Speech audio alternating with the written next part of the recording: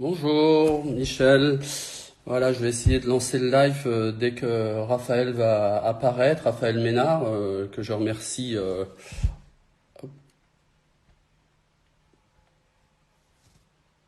Alors, voilà, normalement, Raphaël, est-ce que j'ai été bon en informatique? Est-ce que j'ai réussi à me connecter à toi? Je pense que tu es en attente, là tu vas apparaître. J'en profite pour remercier tout le monde à nous rejoindre sur cette projection 5 Émile a organisé. Ce live Instagram qui va permettre de discuter d'un super débat. Salut Raphaël, tu vas bien? Très bien, Michel. Voilà, tu as l'air en pleine forme. Merci, toi aussi, ouais. Ouais, bien. Très T'es content de te dans ta maison. retrouver. Ouais, ça fait longtemps hein, qu'on s'est vu. C'était sur Bordeaux, Ça fait un petit temps.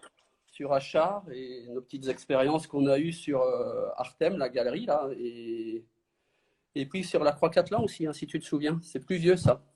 Tout à Voilà, fait, tout voilà, à voilà. fait, tout à fait. Bah, De très beaux sujets là-dessus, quoi. T'es dans ta maison de campagne?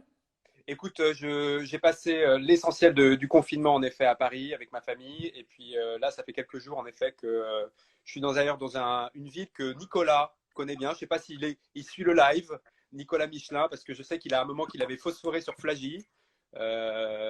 Ce village de Seine-et-Marne, voilà. Ça, ça, Euh, c'est à côté de et Milly-la-Forêt?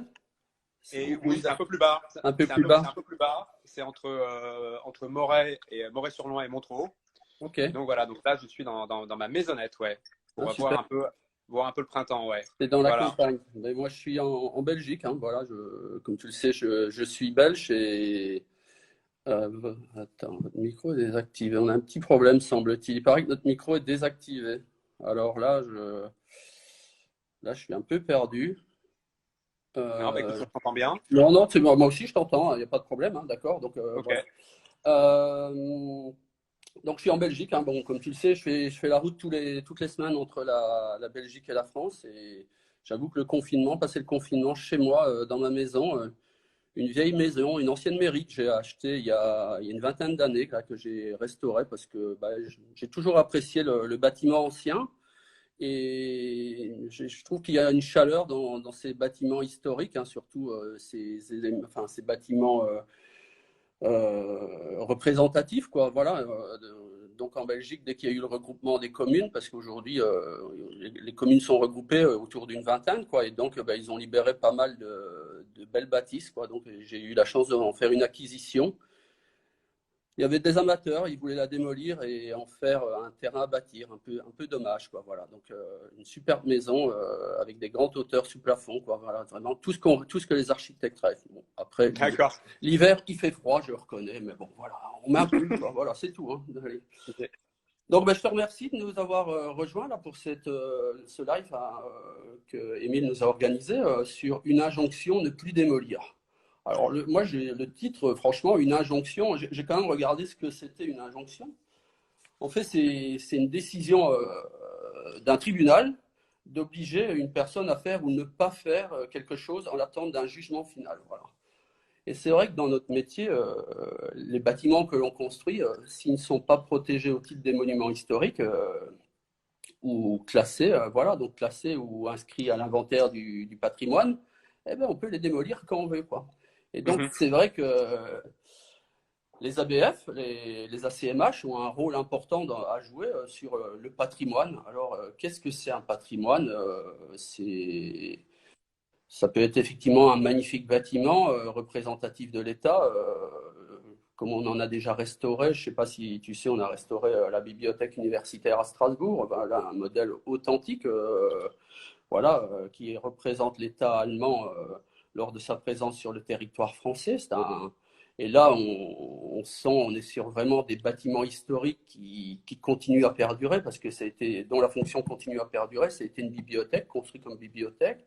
Après la guerre, ça a été réhabilité, rénové plutôt pour effacer l'emprise, l'identité allemande de ce lieu. Et ensuite, nous, on vient de la réhabiliter il y a quelques années. Mhm. Après, tu as d'autres bâtiments historiques dont la fonction évolue, quoi. Voilà, tu as des projets, enfin des bâtiments qui effectivement étaient issus historiquement comme des dépendances qui sont devenues une humaine habitation, puis un hôtel, puis un office du tourisme, etc. Et donc, voilà, hormis ces bâtiments-là, moi personnellement, je ne vois pas qu'est-ce qui nous empêche à ne pas démolir, enfin, qu'est-ce qui empêche de ne pas démolir un bâtiment. Voilà. Je sais pas, toi, aujourd'hui, tu as pris des nouvelles fonctions à la REP, là, voilà, vous avez un patrimoine, je pense, exceptionnel, hein, les gares, effectivement, il y en a pas mal. Il y en a des petites en province, j'imagine, qui n'ont pas la chance d'être classées. Il y en a Et 3030. ouais, voilà, je m'en doute, hein, qui sont des très beaux petits bâtiments, hein, très, très agréables. Est-ce que vous avez un pouvoir, vous, pour éviter de démolir ces bâtiments? Alors, un pouvoir, parce que moi j'ai fait la même chose que toi. Le titre de votre live m'a interpellé parce que je me dis, tiens, injonction, tiens, c'est très dur. Et donc, j'ai regardé comme toi et j'ai vu qu'en effet, que c'était un emprunt au vocabulaire judiciaire, quoi. Donc, c'est un tribunal qui, en général, prononce cette sentence.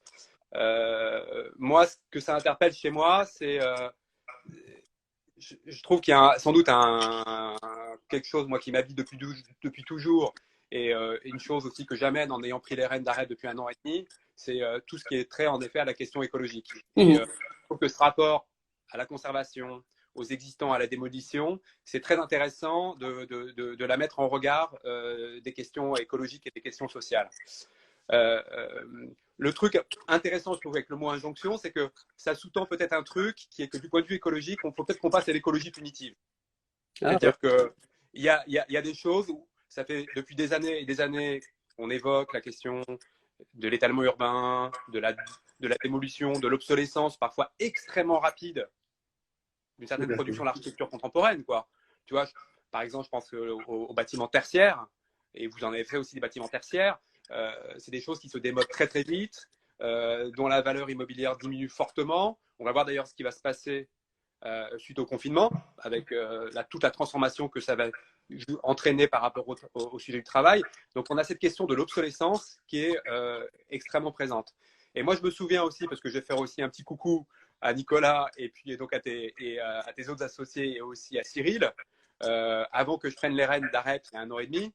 Je me souviens que notre histoire commune avec Anna, je crois qu'elle doit débuter à peu près peut-être au moment de 2005, à peu près 2004-2005, au moment du concours à Nancy, à Artem, sur le site justement des casernes Molitor, donc ces grandes bâtisses militaires, et où là la question n'était même pas posée, c'est que ces casernes étaient démolies. En fait. Et c'est vrai que ça serait intéressant de se reposer la question si aujourd'hui, voilà, vous côté Anma, si c'était la même situation de projet qui était donnée, qu'est-ce que vous décideriez de faire comme choix de projet, comme choix de partie architectural et urbain? Voilà. Ah, c'est une vraie question, en fait, hein. Effectivement, je pense que tout simplement, on a répondu naïvement au programme, quoi. Voilà, c'était une commande publique, un concours. Il y avait une décision qui avait été prise par le programmiste, par le maire, je ne sais pas, de démolir ces bâtiments et considérer qu'il fallait faire quelque chose de neuf. C'est sûr que si ça avait été issu d'une réflexion urbaine en amont de notre part, on aurait certainement fait le choix de conserver ces bâtiments. Mais là, tu ne pouvais pas, dans un concours, dire aujourd'hui on conserve les bâtiments alors qu'ils étaient clairement indiqués être démolis, quoi. Donc là, tu vois vraiment que le rôle du politique est essentiel. Donc, quelque part, c'est un choix décisionnel de la part du politique. Je vais te raconter une anecdote parce que ça me fait bien rire de te la raconter, parce que toi qui es chez AREP aujourd'hui, ça raconte l'histoire des gares. Près de chez moi, il y a une ville qui s'appelle, une ville de moyenne taille, hein, qui s'appelle Mons, qui a souhaité être ville culturelle en 2015. Ils avaient une gare qui avait été reconstruite après-guerre, mais bon, la précédente avait été bombardée, donc c'était normal qu'ils la reconstruisent. Une gare plutôt bien dessinée, style structuraliste, assez élégante et tout. Et un jour, ils ont décidé de créer un lien avec un autre quartier de l'autre côté. Et il y a eu un concours international qui s'est fait. Et c'est Calatrava qui a gagné ce concours. Voilà. Donc, il a proposé une passerelle pour enjamber les voies ferrées en conservant la gare historique. Un projet à 36 millions. Et entre-temps, le projet, il a évolué. Ils ont rasé la gare. Alors, voilà, ils ont rasé la gare. Le projet est passé à 230 millions, hein, de coûts travaux. Ça devait être fini pour 2015 et là on est en 2020, ils ont à peine fini la charpente principale. Alors c'est vraiment un choix politique, c'était de vouloir une grande signature sur son territoire pour accueillir Ville culturelle, Mons Ville culturelle 2015 pour épater le monde. Donc il y avait cet effet waouh qui était souhaité par le maire qui voulait une grande signature sur son site. Alors que la gare, franchement, elle remplissait sa fonction, son corps central, ses ailes. Il fallait lui adjoindre une passerelle, voilà, un truc modeste. Mmh. Ça aurait peut-être pas coûté 36 millions ou 50, mais voilà. Mais là, on en est à 230 et on devait terminer en 2020 et on ne terminera pas avant 2025. Donc là, tu vois le rôle du politique et je pense qu'il est occupé de changer le politique. Je pense que lui aussi, comme nous, il y a 15 ans quand on a fait Artem, je pense que sa position aujourd'hui aurait changé. Je pense qu'après notre confinement, notre position va encore plus changer. Je pense qu'à l'agence, on est quand même alors, c'est prétentieux de dire qu'on est dans les précurseurs. Je pense que Reichen et Rambert ont eu pas mal d'expérience sur ce sujet-là. Mais c'est vrai que c'est des choses qu'on initie dès l'urbain. C'est vraiment plutôt le rôle des urbanistes, hein, quand ils sont conseils du maire, qu'ils arrivent à infléchir cette décision, quoi. Voilà. Mmh. Donc, effectivement, sur Artem, je suis désolé, j'ai une autre opération actuellement. On a une autre opération actuellement en cours où aussi il faut démolir. Mais là, c'est un tout autre contexte et c'est vrai que c'est idiot, je le reconnais. Voilà. Mmh. Non, mais ça, le dessus, c'est en effet tout notre rôle, évidemment, d'architecte, d'urbanisme, de faire notre devoir de conseil et d'expliquer tous les sous-jacents. Moi, pour mettre aussi un peu les choses en perspective, c'est AREP, en effet, moi, j'ai rejoint l'équipe il y a 1 an et demi. C'est une équipe AREP, c'est 1000 personnes, c'est une histoire maintenant qui est vieille maintenant de plus de 20 ans, où avec des équipes extrêmement pointues d'ailleurs sur toutes les questions de patrimoine et de conservation.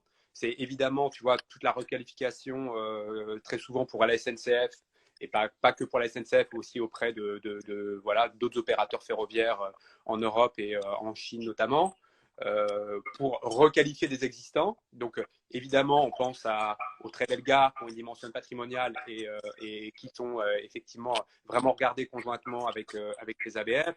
Donc, je pense en particulier, tu vois, ce qu'avait fait bien avant que j'arrive les équipes d'AREP avec la SNCF sur la requalification de la gare de l'Est.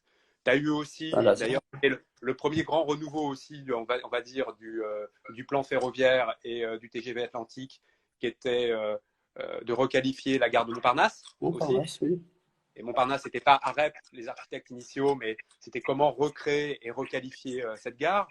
De façon plus parlante, tu as eu, là, on a livré en juillet 2019 la gare de Rennes. Où là, le choix de parti, c'était justement de dire, en fait, on a vraiment besoin de requalifier architecturalement, du point de vue des usages de la gare et aussi d'un point de vue urbain, cet objet, qui était vraiment un objet architectural vraiment des 60s, et d'en faire en fait une démolition savante, c'est-à-dire de garder vraiment certaines parties, donc toute la partie en effet qui est sur la voie. Je ne sais pas si tu connais la gare, et puis aussi derrière de fabriquer tout un projet urbain avec les urbains, avec Gazo notamment, pour faire aussi cette grande pièce urbaine, de vraiment apporter la biodiversité et de se dire en fait, on peut aussi reconfigurer un existant pour le mettre aussi à jour par rapport à des problématiques de réduction de l'îlot de chaleur urbain, pour ramener la nature en ville. Et ça, là-dessus, il y a eu un travail formidable qui a été fait par les équipes. Mais tu as raison de soulever aussi, par exemple, pour illustrer un dilemme, qui est un vrai dilemme écologique, qui est quelque chose qu'il faut qu'on gère dans le cadre du patrimoine ferroviaire, c'est ce qu'on appelle les grandes halles voyageurs. Oui. En Belgique, tu as les mêmes, il y en a partout évidemment dans le monde et en Europe, qui sont très souvent parfois très belles halles qui ont été faites à la fin 19e ou début 20e, qui sont avec des fermes Pollenceau, alors il y en a certaines qui sont absolument magnifiques, il y en a d'autres qui sont, je dirais, un tout petit peu plus standards, mais où très clairement, on se pose la question de est-ce qu'on engage ou pas une rénovation importante, qui est coûteuse. Alors évidemment qui est coûteuse financièrement pour l'opérateur ferroviaire, qui est in fine qui serait aussi peut-être aussi coûteuse pour l'usager final, parce qu'au bout du bout, on se retrouve tous avec nos tickets de train, entre guillemets, à payer le petit coût de cette conservation-là, et de s'interroger sur finalement le service qu'elle rend. Et ça, je pense que ça pose des questions vraiment très, très intéressantes par rapport au patrimoine et par rapport à la sauvegarde. C'est que par moment, et on le voit de façon peut-être hyper outrancière sur l'incendie de Notre-Dame, Ouais. sur toute l'énergie mentale, politique, financière qui s'est engagée autour du sujet. Il ne s'agit pas de dire laissons en effet Notre-Dame Notre-Dame. tomber en ruine, mais on voit vraiment d'une certaine façon la façon dont on peut allouer de l'énergie, de la matière, et autrement dit de l'argent sur des objets alors qu'on sait qu'on a absolument besoin de créer cette révolution écologique, quoi. Et cette révolution écologique, elle passe par des nouveaux types d'infrastructures, par la reconfiguration d'un certain nombre de choses. Et donc, est-ce qu'on positionne bien l'énergie, la matière, tout le temps au bon endroit, quoi. Et donc, c'est en ça que ce sujet, quand même, de la démolition est intéressant, c'est que c'est pas du tout équivoque. Je pense qu'en effet, il y a des sujets, il y a des endroits qu'il faut qu'on démolisse, parce que tout simplement, il faut qu'on désartificialise et qu'on fasse de la démolition savante. C'est-à-dire qu'on regarde comment des bâtiments qui sont inutiles ou indécents, comment on les déconstruit. Peut-être que c'est devenu aussi vachement compliqué de déconstruire aujourd'hui parce que voilà, on a coulé beaucoup de béton, on a aussi des mix matériotiques dans les bâtiments qui les rendent c'est des échevaux absolument hyper complexes à défaire. Mais je pense qu'on peut aussi se poser cette question de oui, choisissons en effet les bonnes démolitions qu'il faut, quoi. Oui, non, mais je suis entièrement d'accord avec toi. Il ne faut pas tout conserver. Conserver tout, ça n'a aucun sens. Il faut conserver ce qui a du sens. Voilà. Et donc, quand tu parles de démolition savante, c'est vrai que tout bâtiment ne peut pas être restructuré. C'est très clair. Ça dépend déjà de sa position géographique. Il n'y a aucun intérêt à reconvertir une halle qui se trouve, une halle ferroviaire qui se trouve à 30 km d'un centre-ville pour y faire des logements. Donc, aucun sens. Donc, effectivement, tout ne peut pas être converti, mais et tout ne doit pas être préservé. Quand on dit une reconversion, c'est pas garder non plus l'intégralité des choses. On a une opération sur Ivry, c'était des halles industrielles, c'était les anciennes imprimeries Le Monde, c'était franchement un bâtiment qui n'avait aucun intérêt extérieur, mais à l'intérieur, une fois que tu rentrais, il y avait effectivement une structure qui était là, qui était présente, très haute, très élégante, qui enserrait les rotatifs. Et effectivement, c'est devenu le lien fédérateur, enfin, c'est devenu l'élément fédérateur de la création d'une nouvelle voie, d'un espace public, etc. Et on ne garde que des portiques et après on construit du neuf autour. Donc il y a une mémoire, voilà, il y a une mémoire des choses. Voilà, je pense que c'est important d'aussi garder une histoire de notre passé. Je pense que on parlait tout à l'heure des ACMH, des ABF. Heureusement qu'ils sont là pour garder l'histoire de notre passé. Et je pense que on ne doit pas réécrire notre histoire, on doit toujours, sur une nouvelle feuille, on doit continuer à écrire notre histoire. Voilà, on doit continuer notre chemin, quoi. Voilà. Donc, moi, je suis pas pour un ardent défenseur à 100% de tout garder, mais je suis un défenseur de garder l'essentiel. Voilà. Et là, quand tu dis une démolition savante, c'est vrai que quand tu rentres dans un bâtiment, pour moi, c'est un peu comme quand tu rentres dans ta maison des grands-parents. Auquel, je sais pas, c'est pas mon cas, mais tu as fait l'héritage et tu dois faire un peu le tri, quoi. Voilà, tu sens qu'il y a eu un amoncellement de choses, etc. Et à un moment, il faut garder l'essentiel, quoi. Voilà.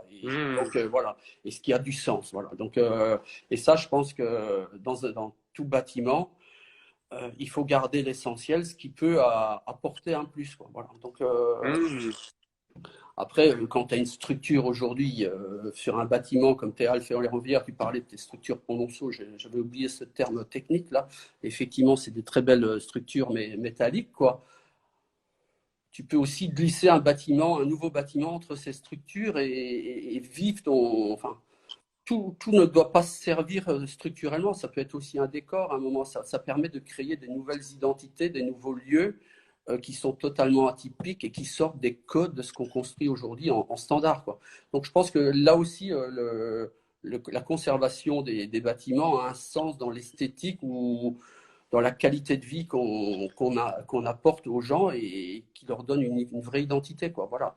Là, on est sur un projet à Clermont et là, le maire a vraiment, dans son PLU, son préambule d'introduction, c'est une volonté très claire de conserver l'existant, quoi.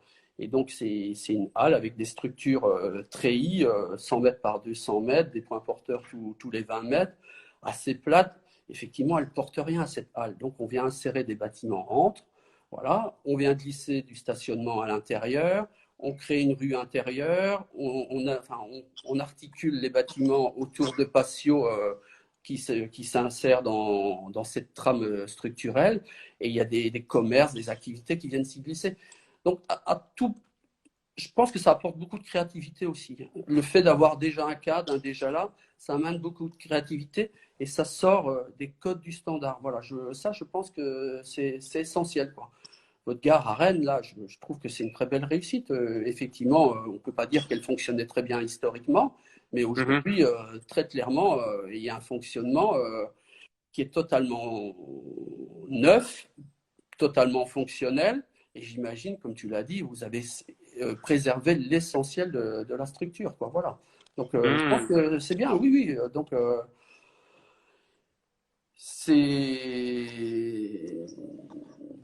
on a plein d'exemples. Hein. En tant qu'Urbal, à l'agence, on devait intervenir sur Mulhouse. Là. C'est vrai que notre position en urbanisme nous positionne toujours sur ces sujets-là parce que c'est vrai que quand tu es architecte, c'est plus difficile de dire il faut conserver parce que je pense quand tu es urbaniste, tu es conseiller du maire, dès que tu dis qu'il faut conserver, tu donnes du sens à cette conservation, tout le monde adhère et à partir de là, tout roule. Quoi, parce que c'est vrai que nos décideurs, qui sont nos promoteurs, hein, les pétitionnaires, comme on peut les appeler aussi, ils sont frileux à cette idée de reconvertir. Pour eux, ils préfèrent partir sur une table rase, voilà, un truc standard, on a l'habitude de faire, on sait que ça fonctionne. Voilà, ils préfèrent effectivement avoir un truc sécurisé. Ça, c'est la difficulté de la réhab, il y a des incertitudes dans tout ça. Et donc, ça demande un travail d'expert. Et le travail d'expert, ben, c'est toi, ton rôle d'ingénieur, c'est nous, notre travail d'architecte. Et il faut savoir s'entourer des bonnes personnes, quoi. Et ça, comme tu le dis, à la REP, vous avez vous avez ces compétences-là. Donc nous, on essaie de s'entourer au mieux, quoi. Et je pense qu'on s'entoure plutôt pas mal hein, sur ces sujets-là. Mais on sent toujours un frein de la part de nos maîtres d'ouvrage. Effectivement, pourtant, ce que j'arrive pas à comprendre psychologiquement, il y a un poteau qui est là, il y a une fondation qui est là. Pourquoi ne pas tout simplement la réutiliser, quoi. Voilà. Et nous aussi, des fois, nous, enfin, je vais pas dire moi, mais nos confrères, ou enfin, nous ici, des fois, on a envie de faire différemment, passer à côté, alors que la chose est là, quoi. Donc voilà, je pense que c'est ce travail fin que vous faites à la REP hein, quand vous restructurez. Bah, nous, chez AREP, c'est vrai que historiquement, il y a encore une fois cette très très grande compétence de travailler dans des existants, de savoir les reconvertir et souvent dans des situations de patrimoine complexe.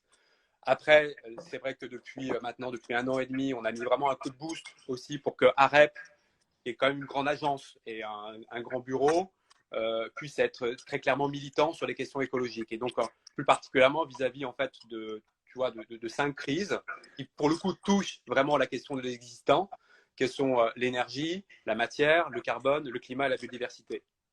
Juste sur 2 d'entre eux, je pense qu'il y a un truc qui est par moment un peu obéré par la profession. Hein. La profession s'est prise dans un sens large, on va dire, appelons ça entre guillemets l'industrie immobilière, c'est-à-dire les maîtres d'ouvrage, les maîtres d'œuvre et les constructeurs, qui est vraiment l'obsolescence. C'est-à-dire que, pour juste pour illustrer un peu ça, 1 mètre carré construit, c'est à peu près 1000 kilos. Ça pèse à peu près 1000 kilos. Hein. C'est Buckminster Fuller qui disait combien pèse un bâtiment.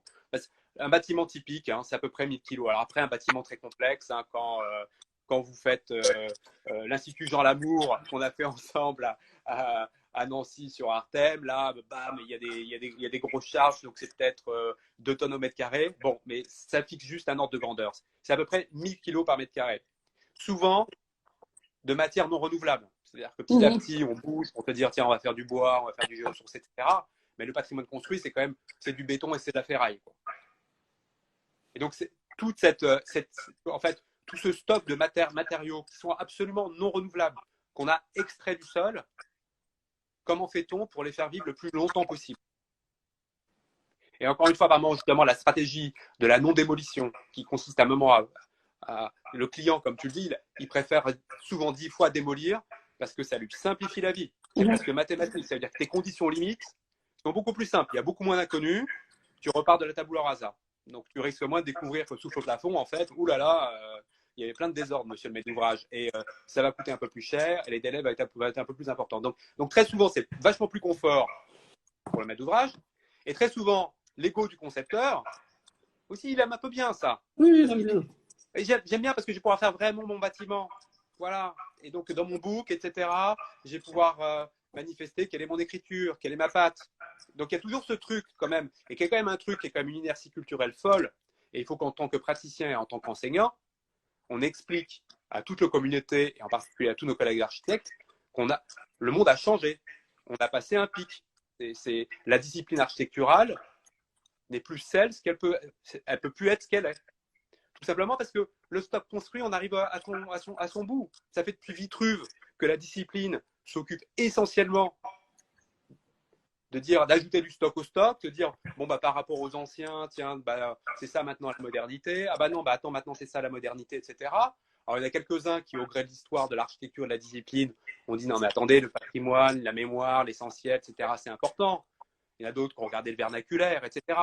Mais quand même, l'essentiel du tropisme, et quand on va en école d'archi, le nombre de sujets où on bosse sur la transformation, on bosse sur l'existant, c'est minoritaire, quoi. Très clairement. Or, on a passé ce pic, quoi. On a passé ce pic, tout simplement parce qu'on va avoir un pic démographique, et puis ce pic démographique, je dirais, la tâche de l'occupation des hommes, à un moment, elle va s'arrêter, et puis à un moment, on va comprendre que d'ailleurs, on a peut-être trop d'espace qui sont sous-utilisés. Peut-être que le truc est un peu en train d'arriver sur le tertiaire. Et donc, on va falloir reconfigurer tout ça. Et donc, c'est la reconfiguration savante, c'est de la démolition savante. Envisager chaque bâtiment qu'on démolit comme une mine, de ne pas y aller avec un boulet et avec le marteau-piqueur, mais de se dire, en fait, c'est un trésor, quoi.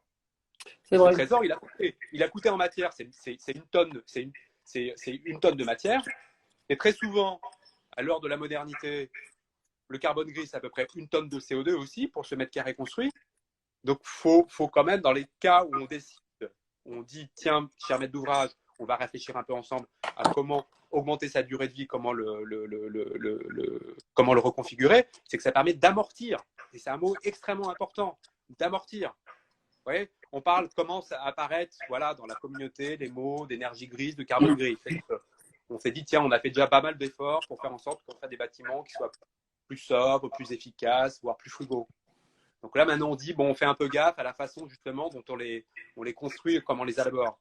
Mais on pose très peu la question du fait combien de temps il va durer, en fait.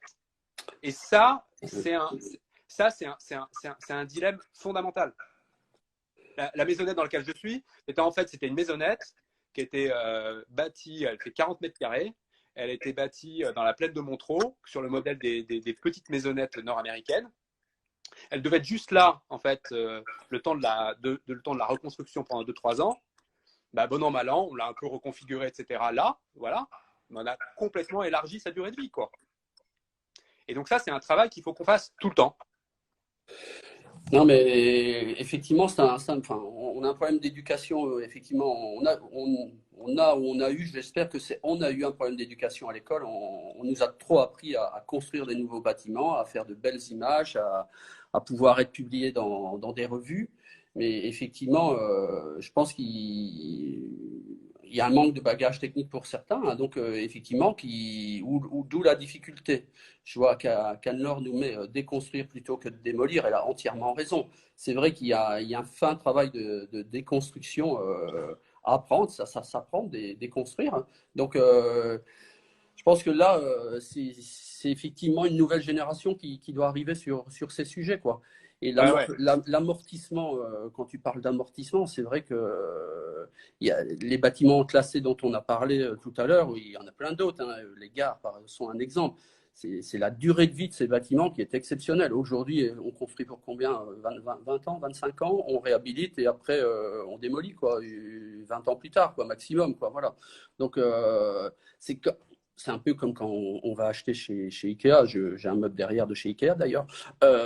Historiquement, ben, tu allais acheter, tu te disais 2 ans plus tard, ben, je change. Quoi. Voilà. On est arrivé dans une société de consommation et on en est arrivé même à consommer du bâtiment. Quoi. Voilà. Donc, depuis le renouveler. Sur Toulouse, là, on avait été appelé par un promoteur pour démolir je rebondis là-dessus parce que je trouve que c'est assez lié, pour aller créer un nouveau quartier sur un site qui appartenait à la Poste et qui était un ancien tripostal. Le tripostal, il n'avait pas 20 ans, quoi. Il fallait déjà le démolir. C'est dingue quand même. Et en fait, quand on est arrivé sur le site, euh, personne ne voulait nous faire visiter le tripostal, aucun intérêt pour eux. On leur a demandé quand même de rentrer à l'intérieur.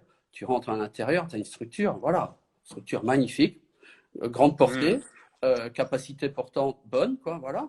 Et bien, au final, on a développé un quartier autour de ce bâtiment qu'on a conservé. On a intégré au cœur de ce bâtiment du stationnement plutôt que l'étaler en périphérie. Et après, on a habité en périphérie ce bâtiment.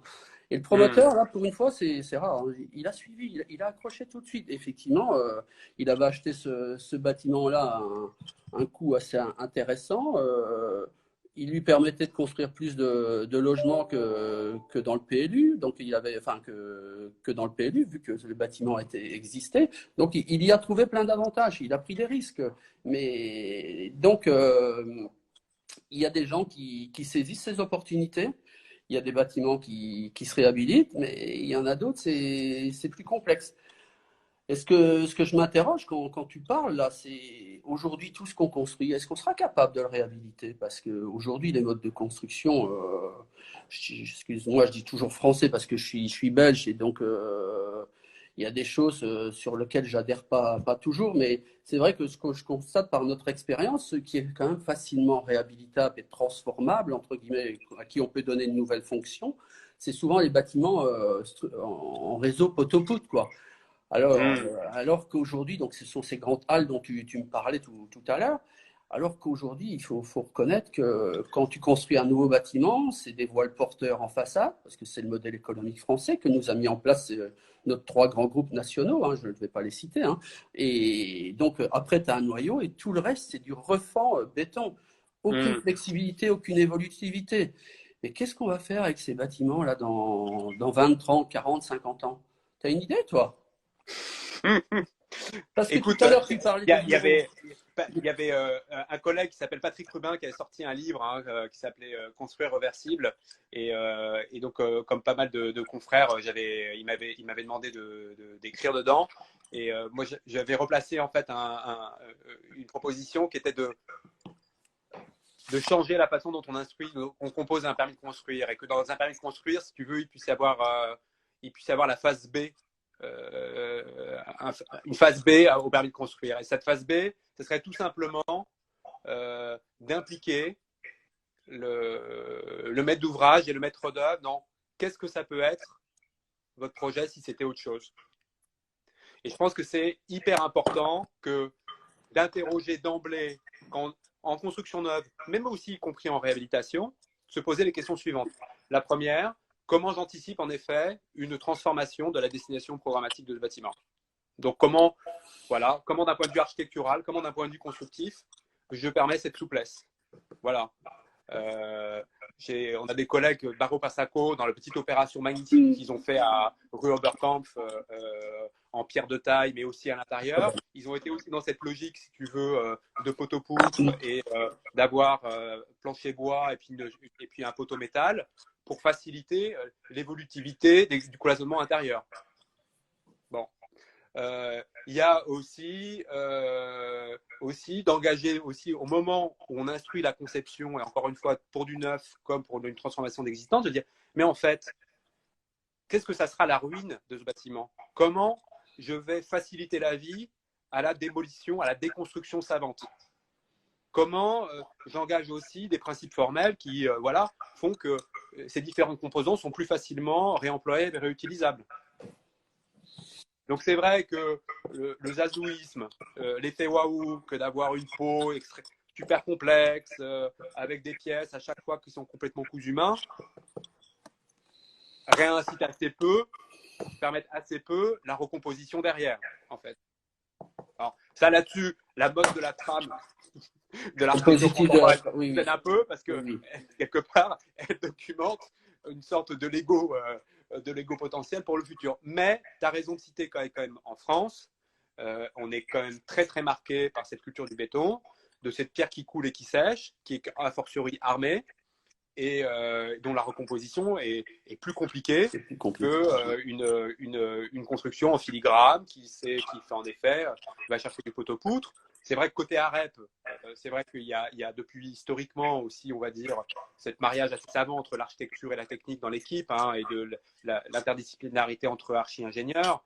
Là, je pense, tu vois, on a livré à la fin de l'année une très belle gare qui est une gare elle neuve, mais qui est la gare de Nîmes-Pont-du-Gard, qui est une sorte de gare jardin, et qui voilà, qui a des grands poteaux en chêne bois, qui a aussi son toit en métal, et qui est pour le coup un ouvrage qui après-demain sans doute se démontrera très bien, ou tout au moins se transformera sans doute avec souplesse, et sans doute davantage que si on avait décidé de faire un grand cube en béton comme une sorte de sculpture congelée.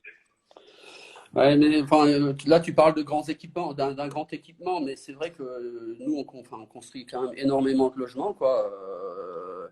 Et c'est vrai que cette approche poteau-poutre qu'on souhaite, hein, c'est un souhait avec des remplissages en façade légère, permettre cette évolutivité. Voilà, donc ça, c'est plutôt positif.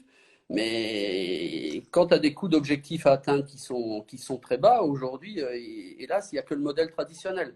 Donc, je te rejoins un peu sur ce que tu disais précédemment, faut investir sur l'avenir. Donc, tout ça, c'est un coût, c'est un modèle économique un nouveau modèle économique à créer.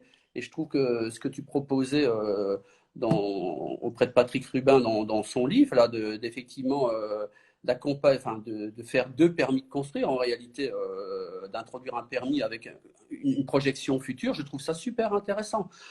Après, je pense que c'est impossible de dire aujourd'hui, dans 25 ans, ce bâtiment, ça sera là, ça sera ça, quoi.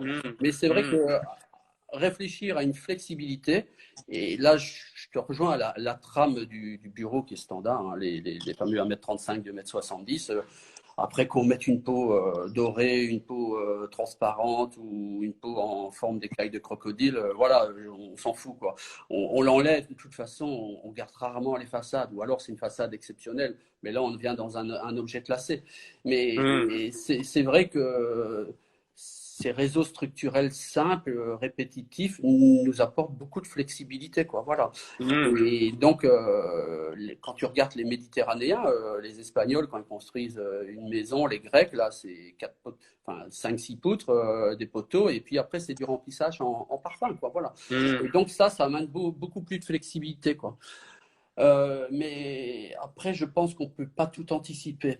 Après, ce que j'aime bien dans ces transformations, c'est qu'en fait, cette trame qui est là, elle t'impose des formats, et quand tu interviens dedans, ça te donne des plus grands logements des fois. Ça te donne une hauteur sous plafond un peu plus haute, hein, parce qu'effectivement, si tu es sur du bureau qui était à 3,20 m de plancher à plancher, ben, ça te change des 2,70 m. Donc, c'est en logement, donc ça te fait 50 cm de plus. Et franchement, t'amènes vraiment un plus, quoi, voilà, en termes de qualité de vie, un peu plus de surface, une façon différente d'habiter, de la hauteur, des baies vitrées plus hautes, parce que tu sais, le standard en France, c'est la baie vitrée avec le coffre de volet roulant en haut, et donc qui amoindrit la hauteur et la pénétration de la lumière. Donc, je pense qu'on est assez en face que la réhabilitation de bâtiments, la transformation de programmation dans des bâtiments est vraiment un plus, quoi. Donc, c'est vraiment quelque chose qu'il faut promouvoir et envisager de plus en plus, quoi. Donc, Ah, vas-y. non, non, mais ce qui est évident, c'est que en fait, cette sorte de double choc et cette question centrale qui est celle de l'urgence écologique, qui est maintenant en plus amplifiée avec toutes les questions qui vont arriver, on va dire, dans l'espace immobilier. Hein. Je pense à la fois, je veux dire, vous qui travaillez beaucoup sur le logement, ce qui n'est pas notre cas chez AREP, mais sur tout ce qui est la reconfiguration du logement pour permettre davantage du télétravail et plus de flexibilité, d'aller voir ses aïeux, etc. Le rapport,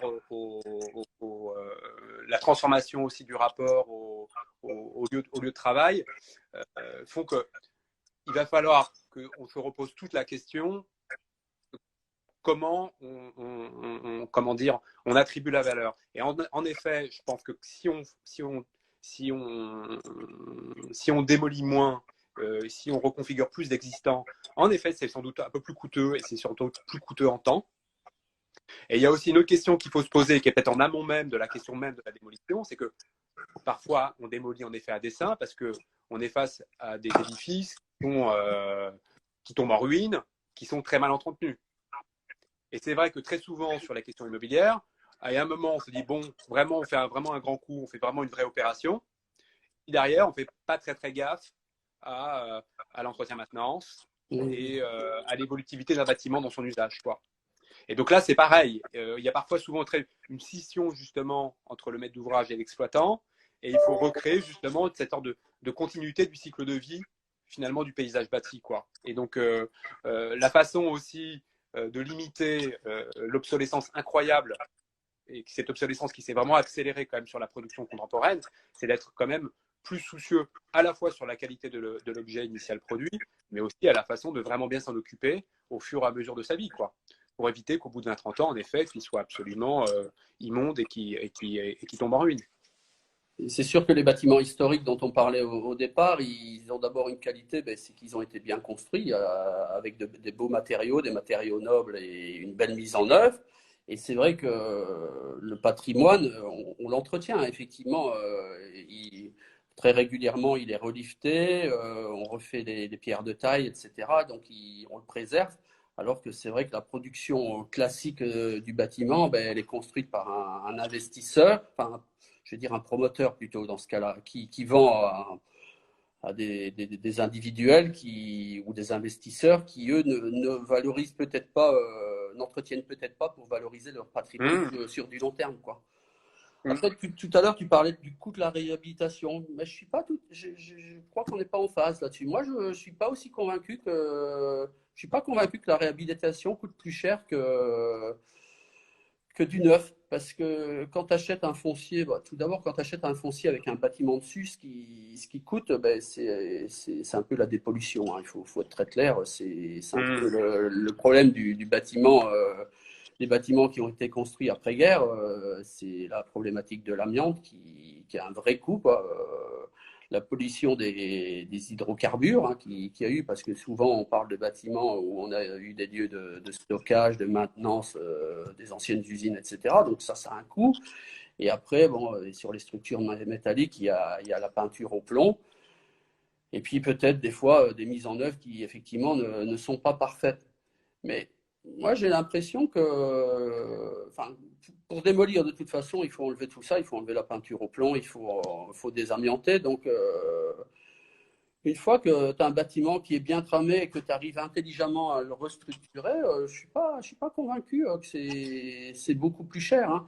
Et très souvent, les fonciers occupés par un bâtiment, les propriétaires, ils veulent s'en débarrasser. Donc, c'est moins valorisable qu'un terrain vierge. Donc, une bonne négo dans l'achat, je pense que du contraire, l'investisseur, le promoteur, il s'y retrouve assez facilement, quoi. Parce que la part du gros œuvre dans un bâtiment, quand on fait un bâtiment standard, on tourne quand même à 30, 35, 40%, quoi. Donc, si tu arrives à bien exploiter ce qui est déjà là, tu arrives quand même à économiser sans prétention 15%, quoi. Voilà. Donc, c'est pas rien quand même, 15% sur un budget quand tu construis, on va dire, 1500 euros du mètre carré ou même 2000. Tu as déjà économisé 300, 250, 300 euros, c'est pas neutre. Mais tout ça, effectivement, demande peut-être plus de modestie aussi à l'architecte dans son approche pour effectivement s'adapter au lieu et pas le lieu s'adapter à lui, quoi. Voilà, donc ça, c'est impossible de toute façon. Ou alors, ça coûte, ça devient hors de prix. Et puis, je pense que aussi il y a votre travail d'ingénieur d'arriver à à peser la qualité de l'ouvrage et vraiment utiliser ce qui existe. Je pense que tout à l'heure, je pense que tu as parlé de légèreté économique aussi. Hmm. Voilà, c'est un enfin, des leitmotifs de l'agence, la légèreté économique. Et là, je pense que quand tu as de l'existant et tout, ben, tu allèges ton budget de plein de choses, quoi. Voilà, donc Hmm. c'est vraiment un travail savant, quoi. Après, Hmm. oui, il faut faire avec un cadre qui est là. Effectivement, le cadre, il est là, l'implantation, elle est là. Et ça nous, c'est notre job de créateur. Là. Et il y a vraiment un job de créateur de savoir s'adapter à l'existant et de lui donner un vrai sens, quoi. Voilà, un nouveau sens, quoi. Hmm. Voilà. Donc, moi, je pense que c'est vraiment un savant dosage d'expérience, de modestie aussi, hein, je pense, de notre part, pour Carrément, pouvoir carrément. ouais, voilà, pour pouvoir donner sens, un nouveau sens à un bâtiment, quoi. Voilà, et je pense qu'il y a de très belles réussites, hein. Je suis un peu de mal à donner plein de réussites, mais quand tu vois, enfin, on a fait la Halo Farine, nous, Ration a fait les moulins de Pantin, on aurait pu démolir tous ces bâtiments. Aujourd'hui, la Halo Farine, c'est un Hmm. bâtiment universitaire. Il y a 4000 personnes dedans, 13 amphithéâtres, je ne sais plus combien de salles de cours. La structure, elle a été conservée à 70%, quoi. Là, on a conservé intégralement la façade. Et c'était certainement un des reproches qu'on nous faisait, c'était pas assez waouh, quoi. Voilà. Donc, ils voulaient absolument faire une extension, une peau autour pour donner un nouveau cachet à ce bâtiment. Mais ce bâtiment, il est très bien. Celui de Ricciotti à côté, il a Hmm. fait la bibliothèque. Voilà, c'est super. Voilà. Donc, il y a une Hmm. modestie de notre part à avoir et de se glisser, de fondre dans ce qui est dans le déjà là, quoi. Voilà. Donc, et ça, je pense que c'est quelque chose qu'il faut apprendre aux générations suivantes, quoi. Voilà. Donc, Complètement. Bah, on, complètement. Non, on mais est c'est pour d'accord. ça que je pense qu'il y a vraiment un changement dans le rapport disciplinaire, hein. Je pense qu'on est maintenant plus architecte comme on l'était il y a 20 ou il y a 30 ans. C'est-à-dire que pour le coup, les 30 glorieuses, c'est vraiment fini. Et donc, il y a une profonde transformation. Moi, je le vois, ne serait-ce que tu vois, chez AREP, il y a des initiatives absolument formidables des architectes les plus jeunes. Tu vois, qu'on crée une équipe qui s'appelle REAP, qui travaille sur toutes les options justement de réemploi. Donc, de réemploi en particulier vis-à-vis des bâtiments qui peuvent être par moments déconstruits, de les utiliser comme une mine pour d'autres projets portés par AREP, et aussi de valoriser tout le métabolisme de la matière, si tu veux, de l'univers ferroviaire. Tu vois, toutes les traverses de voies, Oui, les isolateurs, et d'utiliser ça comme matière première dans le cadre des projets qui sont portés par AREP. Donc, je crois qu'en même temps, il y a une vraie énergie. Je pense que je dirais, les plus jeunes de nos collaborateurs sont hyper investis là-dedans. Et moi, je suis très confiant, en effet, qu'on arrive à gérer ce tournant. Ouais. oui, non, mais il y a des jeunes générations qui, effectivement, je ne vais pas tous les catégoriser de la même façon, mais il y a vraiment des jeunes générations qui réfléchissent à ça. On avait des confrères qui travaillaient sur une ZAC avec nous. Ils proposaient effectivement sur une réhabilitation de conserver tous les équipements qui existaient, les radiateurs, les lavabos, les portes, et effectivement qui avaient un très très beau cachet Mhm. pour réintégrer dans le logement. Moi, je trouvais que la démarche était super. Après, je ne sais pas s'ils sont allés jusqu'au bout ou pas, mais c'est vrai qu'à l'intérieur du logement, d'avoir une porte isoplane qui ne vaut rien du tout, qui n'a aucune performance acoustique, ou avoir une porte en piche-pain qui est peut-être un peu fissurée parce qu'elle a vécu, je pense qu'elle remplissent aussi bien le rôle l'une que l'autre, quoi. Voilà, donc il y a pas toujours à tout mettre à la benne. Donc il y a effectivement une espèce de tri à faire, une nouvelle approche à faire. Et je pense qu'il faut aller plus loin que de dire aujourd'hui, ben, oui, oui, on réutilise, on fait du granulat avec tout. Non, non, c'est pas ça. Voilà, c'est une première étape. Le granulat, c'est bien, voilà, mais il faut effectivement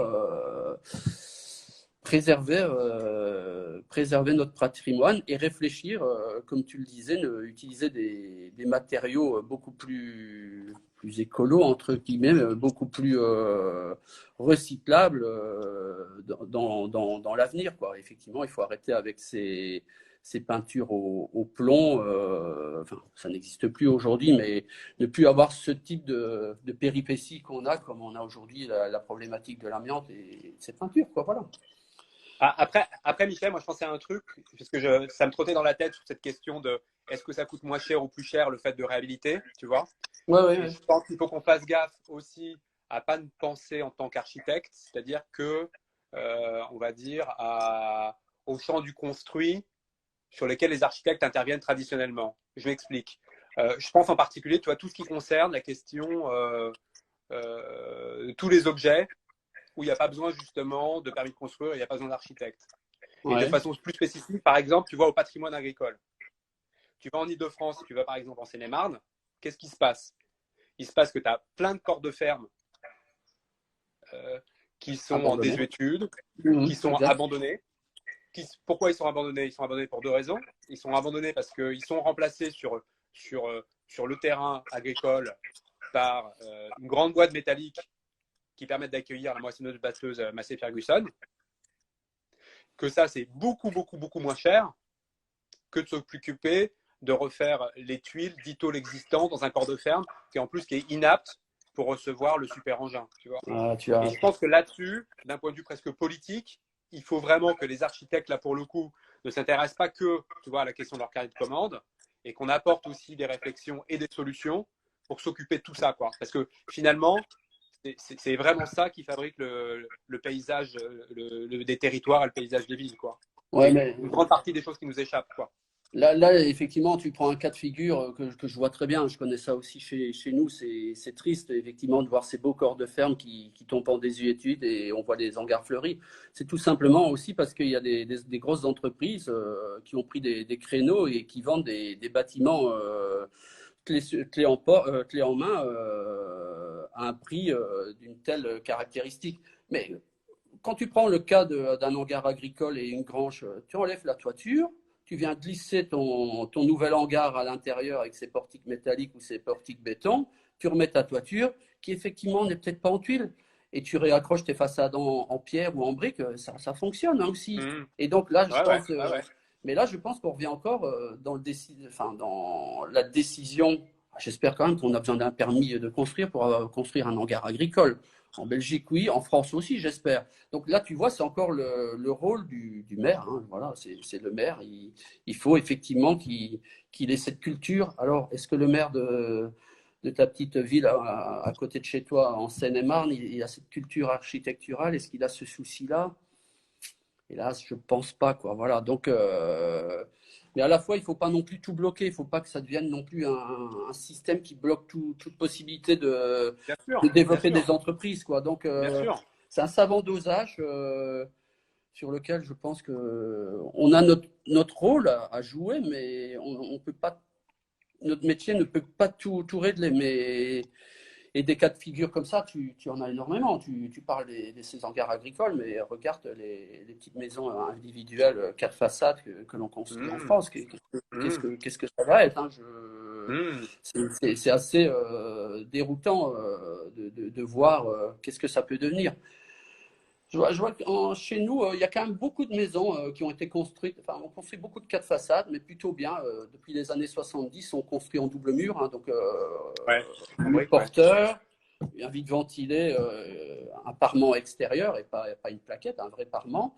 Et Mmh. je vois beaucoup d'architectes aujourd'hui ont des maisons des années 70 à reconvertir et à créer des extensions. Et je trouve que ça fait de très belles architectures aussi. Donc, Mmh. Mmh. qui sont peut-être pas publiées dans l'architecture d'aujourd'hui, mais est-ce que c'est notre vocation première d'être publié dans l'architecture d'aujourd'hui? Non, je pense pas. Donc, c'est de répondre au confort des usagers et répondre à leurs vrais besoins, quoi. Voilà. Donc, Bien sûr, bien sûr. voilà. Donc, Ah, mais non, mais si tu veux, pour reprendre, je pense, la très bonne idée qui était de suggérer que d'utiliser l'ossature du hangar métallique et de réemployer le corps de ferme qui est tombé en démolition pour remonter ça en parement en mur extérieur. Tu vois, je pense que notre profession et notre communauté peut ne serait-ce que communiquer et apporter ces solutions, quoi, qu'il faut en plus que encourager en plus de l'emploi local, quoi. C'est ça aussi quand même qui est intéressant quand même souvent quand même dans la transformation, c'est que c'est pas justement nécessairement l'entreprise unique ou la grande major, c'est au contraire des savoir-faire locaux, si tu veux, tu vois, qui peuvent être réinterpellés pour transformer plus savamment.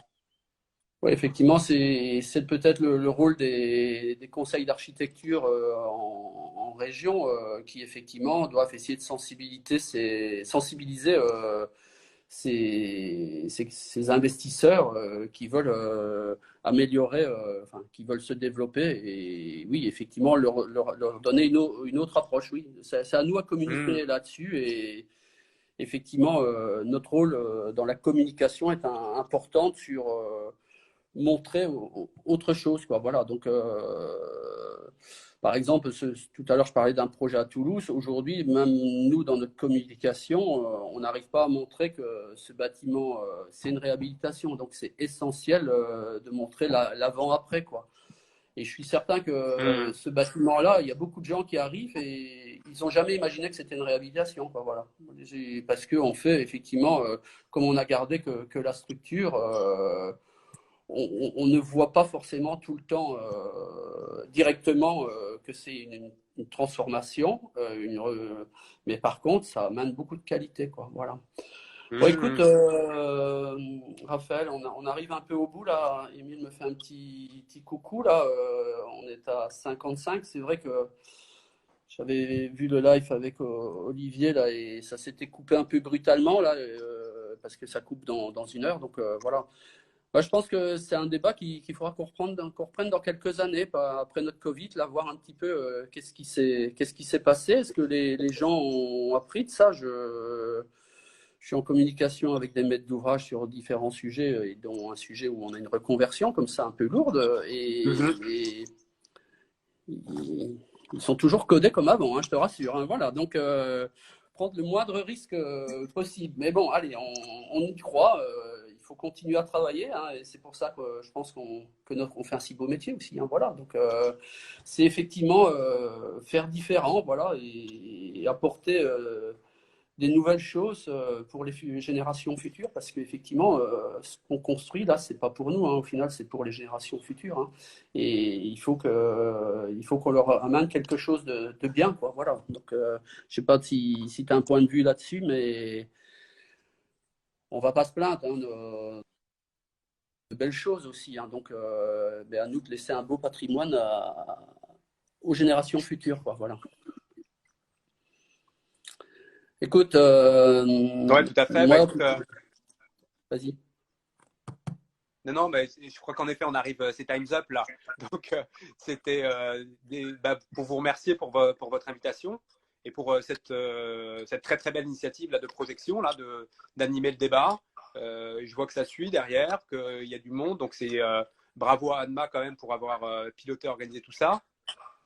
Écoute, avec plaisir aussi pour porter aussi, voilà, ensemble peut-être davantage dans le débat public sur cette question qui est, encore une fois, qui est fondamentale et de le faire aussi avec tous les confrères et tous les acteurs, les petites agences, et en effet aller peut-être réfléchir à cette injonction à beaucoup à ne, cette injonction surtout à déconstruire savamment quoi. Voilà. Ah oui, ça, et je pense qu'il faudra qu'on passe le message à nos politiques, hein, qui sont effectivement les gardiens du temple, on va dire, quoi. Voilà, donc ça, je pense qu'effectivement, il y a un travail à faire là-dessus, et il y en a qui sont très réceptifs, hein, donc ne désespérons pas, voilà, donc, mais ils sont nombreux, donc il y a beaucoup de villes en France, donc voilà, donc il faut le faire.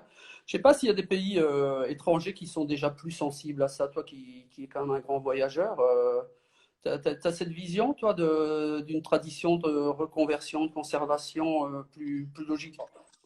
Oh bah, écoute, la Suisse est quand même très très en avance sur les questions de sauvegarde et sur les questions de D'accord. sauvegarde, plus particulièrement en effet par rapport au patrimoine de la modernité. Voilà. Après, c'est très varié. Parce que, encore une fois, arrête, il y a 150 qui sont en Chine. La Chine est plutôt un pays qui est en essor, donc c'est plutôt, je dirais, les 850 d'arrêt qui sont en France, c'est plutôt de la transformation et c'est plutôt l'édification neuve en En Chine. Donc, Chine. Voilà, donc, non, mais dans les pays européens, je ne sais pas s'il y en a qui sont à l'avant-garde là-dessus. Bon, les grands conservateurs sont quand même les Italiens. Hein. Au final, bien sûr, ouais. c'est des grands conservateurs du patrimoine. Il faut dire, ils ont un patrimoine, c'est plus du patrimoine. Enfin, ils ont un patrimoine exceptionnel. Ils ont ils n'ont pas forcément un très beau patrimoine récent, quoi. Donc, Mhm. dans ce qu'ils ont construit dans les années 70, c'était peut-être pas toujours ce qu'il y avait de mieux. Mais voilà, quoi. Euh, c'est un beau débat. C'est un beau débat. J'espère qu'on aura l'occasion Avec plaisir. d'en discuter et surtout de présenter quelques belles réalisations là, qu'on fait donc, lors Bah, du avec plaisir, ouais. Bah, ouais, ouais. en région. Je pense qu'on a quelques belles opérations qui vont sortir dans quelques années, bien sûr, sur ces sujets de conservation. On en a déjà quelques belles. Donc,